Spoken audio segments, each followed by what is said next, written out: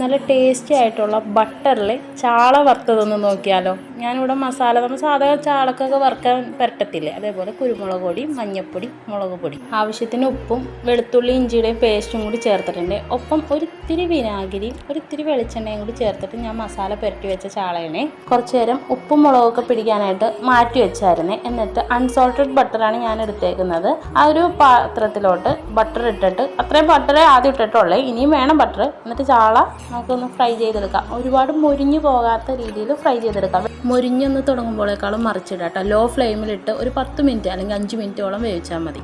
Gas off ചെയ്യുന്നതിന് കുറച്ച് മുമ്പാണ് ഞാൻ ആ ബട്ടർ ഒന്ന് ഇട്ട് കൊടുത്തേക്കുന്നത്. ആ ബട്ടർ ഒന്ന് മെൽറ്റായിട്ട് നമുക്കത് എടുക്കാം. അതിനോടൊപ്പം തന്നെ ചോറും ഒരു ക്യാബേജ് വലുത്തും കൂടി എടുത്തിട്ടുണ്ട്. ആ ചോറ് ആ ബട്ടറിലിട്ട് കുഴച്ച് കഴിക്കാനായിട്ടേ നല്ല ടേസ്റ്റാണ്. വേറെ ലെവൽ തന്നെ സാധനം. എല്ലാവരും ഒന്ന് ട്രൈ ചെയ്ത് നോക്കണേ.